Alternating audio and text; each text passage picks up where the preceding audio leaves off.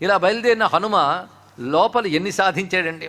మొట్టమొదటి మైనాకుడు, దాని తర్వాత సురస, అటుపై సింహిక, వీళ్ళని అధిగమించి వెళ్ళి లంకిణిని దెబ్బ కొట్టి లంకలో ప్రవేశించాడు. ఆయన ఏవి అడ్డుకోలేకపోయే కార్యాన్ని సాధించాడు. అది సాధించడం అనేది రాముడే చెప్తాడు, మనస్సుతో కూడా ఎవరు చేయలేని పని నువ్వు చేసేవయ్యా అన్నాడు ఇక్కడ. అంటే ఎవరు సాధించలేని ఒక కష్టసాధ్యమైన పని దుర్గమ కార్యం అంటారు ఇక్కడ.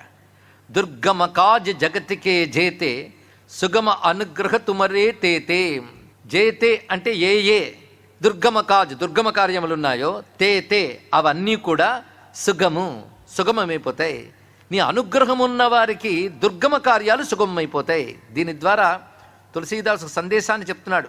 హనుమద్ అనుగ్రహాన్ని సంపాదించండి, దుర్గమమైన కార్యములు కూడా సుగమం చేసుకోవచ్చు. సుగమం అంటే తేలిగ్గా సాధించబడేవి, దుర్గమము అంటే ఎంతో కష్టపడితే కానీ సాధ్యం కానివి, అంతుపట్టనివి అని కూడా.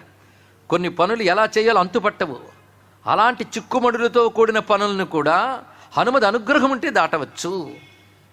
అంటే తన భక్తుడి చేతి కూడా దాటిస్తాడు, ఆయన దాటాడు. ముందు ఆయన చేయగలిగితేనే కదా మనకు ధైర్యం వస్తుంది. కానీ అవి చేసి మన చేత కూడా అవి దాటింపజేయగలడు ఆయన. అందుకే తుమ్హరే అనుగ్రహ సుగమ, నీ అనుగ్రహం వల్ల ఆయా దుర్గమ కార్యములని సుగమమైపోతాయి. కనుక హనుమత్ స్వామి అనుగ్రహం అటువంటిది. దీనికి అనేక శాస్త్ర ప్రమాణాలు మనకు గోచరిస్తుంటాయి. అందుకే హనుమద్ ఆరాధన చేసిన వారికి ఆయన అనుగ్రహం వల్ల అన్ని సుగమమవుతాయని ఊరికిన భక్తితో అనడం కాదు, ఎన్ని శాస్త్ర ప్రమాణాలు ఉన్నాయి. ఆ శాస్త్ర ప్రమాణంగా మనం చూస్తే సుదర్శన సంహిత అనే మంత్రశాస్త్ర గ్రంథంలో యస్తు గేహే హనుమంతం భక్త్యా నిత్యం ప్రపూజయేత్ తద్గృహే తత్ప్రభావేన నిత్యం లక్ష్మీ రచంచల. ఈ వాక్యం కనబడుతున్నది. ఎవరి ఇంట నిత్యము హనుమత్ పూజ జరుగుతుందో వారి ఇంట మహాలక్ష్మి అచంచల అంటే సుస్థిరంగా నెలకొని ఉంటుంది. అంతేకాదు హనుమద్ ఆరాధకులకు వచ్చే అనుగ్రహాల గురించి చెప్తూ ఆ సంహితా గ్రంథంలోనే చెప్తున్న మాట, దీర్ఘమాయుల్లభేత్తేషాం సర్వతో విజయీ భవేత్ మార్యాది భూత సంక్షోభ తద్దేశే నైవ జాయతే. ఇది ఒక శాస్త్రవాక్యం.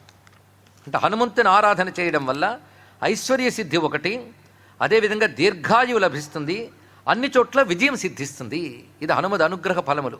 దీన్ని బట్టి దుర్గమ కాజ్ జగతికే జేతే సుగమ అనుగ్రహతు మరేతేతే అనేది తులసీదాసు ఎటువంటి శాస్త్ర ప్రమాణంతో ఎటువంటి అనుభవంతో అన్నాడో తెలుసుకోవాల్సినది. ఆ అనుభవాలన్నీ మనం మొదటి రోజే చెప్పుకున్నాం. హనుమాన్ బాహుకు సంకటమోచన హనుమదష్టకం ఇత్యాదుల్లో ఆయన అనుభవాలు వ్యక్తమవుతున్నాయి. అదేవిధంగా హనుమద్ ఆరాధన పరంపరాగతంగా వస్తున్నటువంటిది.